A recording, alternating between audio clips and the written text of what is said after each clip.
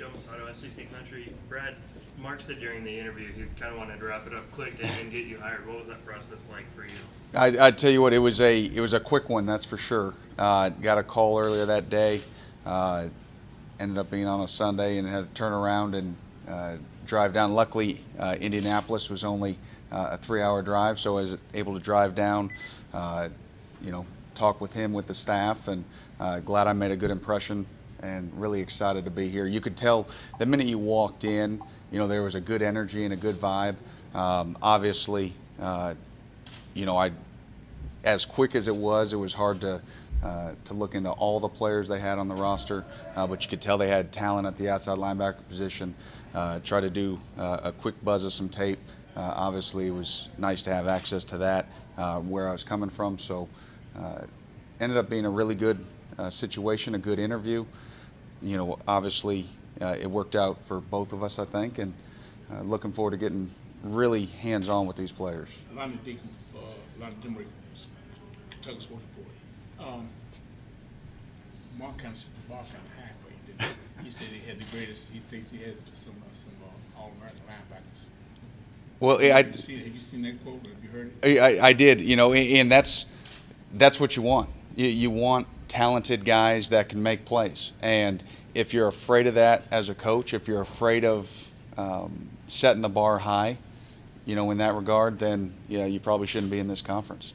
And so I'm looking forward to that challenge and trying to elevate their game.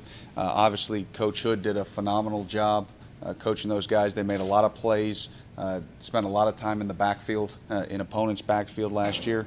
So if we can, we can hone in on some technique things, working on, a little get off here, some more pass rush. I think they have a lot of talent in not just Josh, but Denzel. As we go through the cut-ups as a staff, you see all these guys pop on film and make plays, and even the Jamar Watsons, and really looking forward to working with Jordan Wright, and the list goes on and on. So again, really excited to get into the football stuff, from what you can see in the weight room. They're really getting after it, and again, there's a difference between the weight room, and then putting on pads. And so that's what spring ball's for. We'll start honing in on that technique this spring, and then once they get comfortable with that technique, hopefully it carries into fall camp. And then the biggest thing for a pass rusher or an edge setter, especially with a new coach, is just honing in on some of the nuances that I'm going to teach them. And it takes time. Sometimes there's sort of an uncomfortable stage, and you have to understand that as a coach, that, hey, it takes time. Let them get used to it. That's the beauty of spring ball. They'll have all those practices this spring. Then they'll have all of fall camp. So when that first game hits and we kick off against Central Michigan, they'll feel comfortable and ready to execute those, in a game situation. Nick Roush, Kentucky Sports Radio. What's it like to go from playing for Coach Hood and working with him to kind of replacing him? See that, and I would never use the word replacing. That's Coach is a mentor of mine. I told him the minute I walked in, very much of what I do and how I approach coaching, I've taken from him. I've always had the utmost respect. So it's definitely a different deal in terms of being a colleague. I was a GA there at Wake when he was still there as a DC, and so you sort of move past that stage. And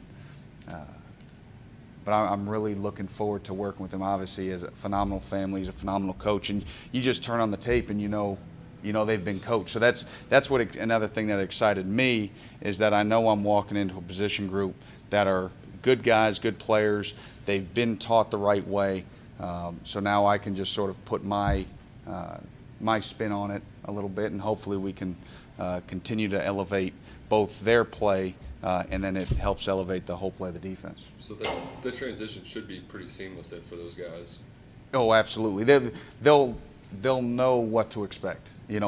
My expectations will be very much in line with Coach Hood's expectations for him last year. John Hill, Courier Journal. Did you want to get back into college coaching eventually, or were you Did you think you were in the NFL for good? How did that all work out? Well, and that's a great question, and obviously that was when you talk about the interview process, that was a question that obviously came up, and for me, the big thing about coaching is coaching, and for me, it's about fit. It's about the right fit for my family. It's about the right fit for me as a coach, the program in general, and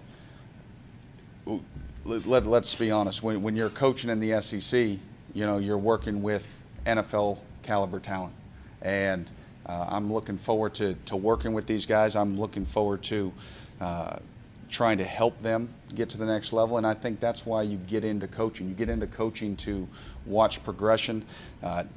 I very much enjoyed my time in Indy, and I think when you look at the numbers and you look at the player progression, I think we've progressed players there as well, and you saw progression through. But I think you see it at a greater level in college. I think you can really see a guy jump from point A to point B, and in a fairly quick time frame. So again, I think you'll see guys take that next step even from the first day of spring to the last day of spring, and then they'll take another leap in fall camp, and then hopefully, when you turn on the film at the end of the next season, you'll say, okay, here's some guys that made some quantum leaps, and that's what we're going for. And some may be more quantum than others, but as long as they're progressing in the right way and moving in the right direction, then we'll be excited. With a guy like Josh, who almost made the leap to the NFL, what can you kind of show him, since you have been there, to kind of tell him what he needs to do to prepare? I do think that's where that helps. When you talk about my experience in the NFL, you end up having traction with those guys. You're not walking in just as a new coach from a new program, and now they're trying to feel you out, and they understand, okay, this guy has been there. He understands what he's looking for. I've obviously have friends around the NFL, so they'll understand and they'll respect the teaching that I'll give these players. So that's just another added boost to that entire room, not just Josh. But I think when he watches the drill tapes that I have, and you watch an NFL logo on the helmet, your ears perk, and you're a little bit more wide-eyed, and you say, okay, now I understand what I have to do. It's not just about being the best 50% of the time. I've got to be the best against everybody, and it doesn't matter how good a tackle may be from another program. Well, I was good on in 8 of the 12 games, but the 4 games that I wasn't real good, that was the best tackle I faced all year. Well, that's not going to cut it. The best tackle, right, in college football may not crack the starting lineup, right, in the NFL. So they have to understand they have to be dominant every week, on every snap, on every play, and technique's not just a 1 or 2 down deal. You've got to be technically sound. You've got to play with effort on every down in the game. And if you're fading, right, then we got to get someone else in there, because you never know when that game-changing play is going to happen. And if that's the play you take off, that could be the difference between winning and losing, especially in this conference. So do you automatically get every recruit from Rhode Island? I wish, but we'll see. Obviously, there's not many that come out of the state, but we will, for whatever ones that show up, we'll obviously spot recruit it there. But I'm really looking forward to getting there and into that Mid-Atlantic area, because we've had a lot of good players from Jersey and Washington, D.C. and Maryland, and so hit the ground running there and see if we can't get some more. How big of a change is recruiting going to be for you coming from the NFL? Well, things have changed over the last 6 years in terms of the rules. I think recruiting is recruiting. It's about relationships. It's about knowing the high school coaches. It's about knowing the families and the players. And I think if they can relate to you, if they understand that you've got their best interest at heart, I mean, that's no different than when I was recruiting at the Air Force Academy or at Murray State or even when we were back at Wake. Now, again, some of the rules have changed, but those are just, that's part of growth. And if you can't adjust and adapt, then you're not much of a coach. I'll put it that way. What do you think of their understanding period? I think it's changed recruiting. You know, obviously it's moved all the time period up. I think it does offer some more leeway for misses because now you're having to recruit earlier in the process and you can't see the full development of a young man.